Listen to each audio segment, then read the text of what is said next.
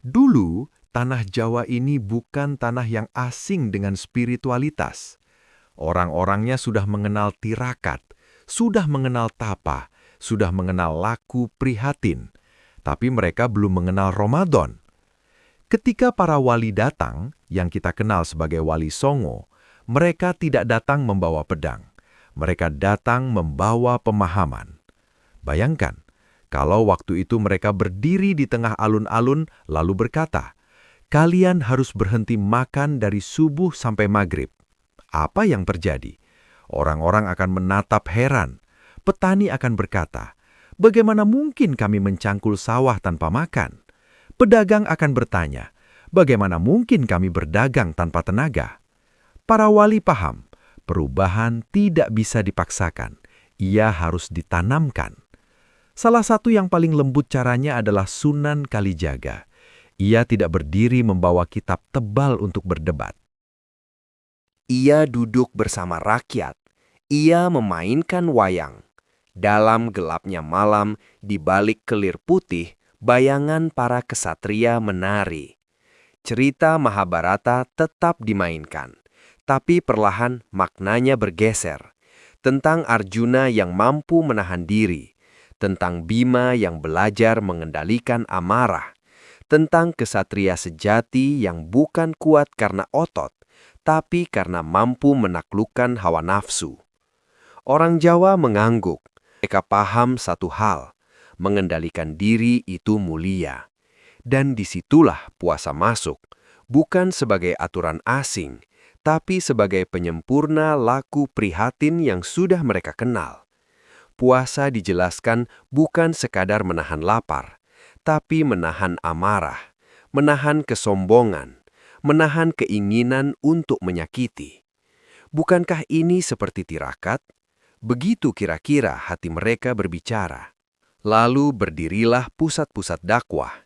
Di masa Kesultanan Demak, masjid menjadi ruang berkumpul, seperti Masjid Agung Demak.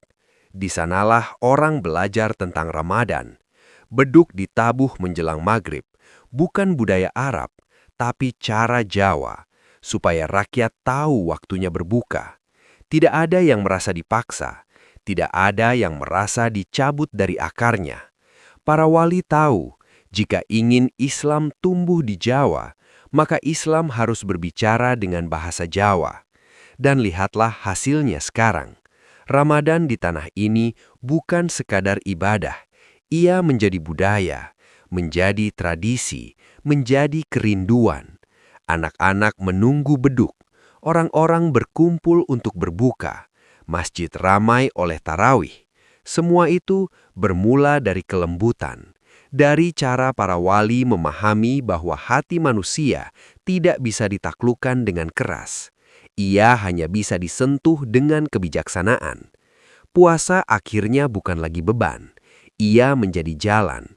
Jalan untuk menahan diri, jalan untuk membersihkan hati, jalan untuk mengenal Tuhan. Dan begitulah, di tanah Jawa ini, Ramadan tumbuh bukan karena paksaan, tapi karena cinta.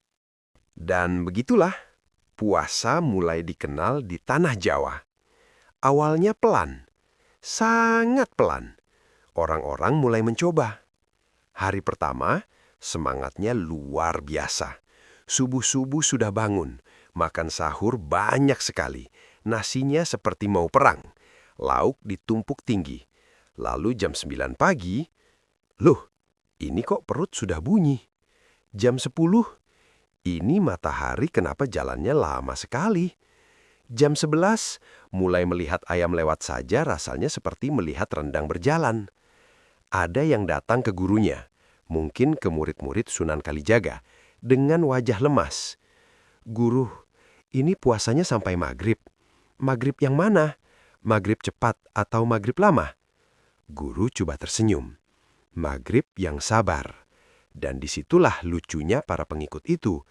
Mereka ingin jadi kesatria seperti di wayang, tapi baru setengah hari sudah ingin menyerah.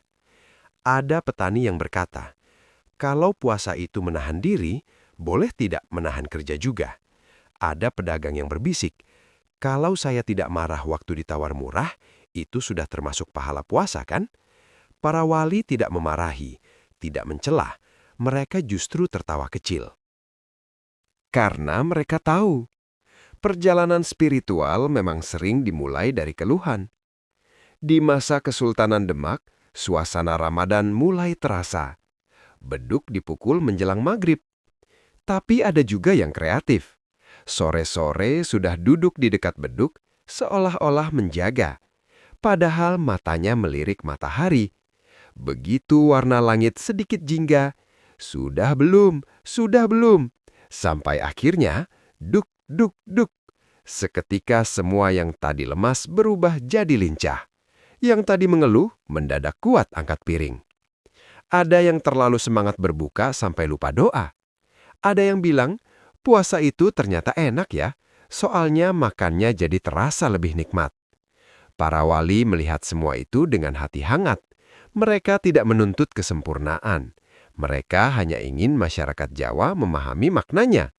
Bahwa puasa bukan sekadar lapar, bukan sekadar haus, tapi latihan mengendalikan diri. Dan orang Jawa sebenarnya sudah akrab dengan itu, dengan tirakat, dengan laku prihatin.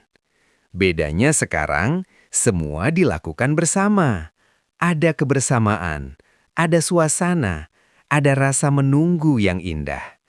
Yang dulu mungkin menertawakan, pelan-pelan ikut mencoba. Yang dulu mengeluh, pelan-pelan mulai menikmati. Karena manusia itu unik. Kalau disuruh keras, dia menolak. Kalau diajak pelan-pelan, dia ikut. Dan para wali paham betul soal itu. Mereka tahu, mengubah kebiasaan makan siang menjadi puasa, itu bukan perkara perut, itu perkara hati. Maka dakwah dilakukan dengan sabar, dengan cerita, dengan seni, dengan teladan. Sampai akhirnya, puasa bukan lagi hal asing di tanah Jawa. Ia menjadi tradisi, menjadi kebanggaan. Dan lucunya, orang-orang yang dulu paling banyak mengeluh, justru sekarang yang paling semangat mengingatkan orang lain. Jangan marah-marah, lagi puasa. Padahal dulu dia yang paling duluan protes. Begitulah perjalanan itu, penuh tawa kecil, penuh proses. Karena ternyata, untuk membuat orang Jawa berpuasa, yang dibutuhkan bukan teriakan, tapi kesabaran dan sedikit senyum. Dan waktu terus berjalan. Hari-hari Ramadan di tanah Jawa mulai punya warna. Ada yang sahurnya masih ngantuk berat. Ada yang bangun sahur cuma ikut-ikutan, padahal belum ngerti betul kenapa harus bangun jam segitu. Pernah ada cerita, seorang pengikut datang dengan wajah serius.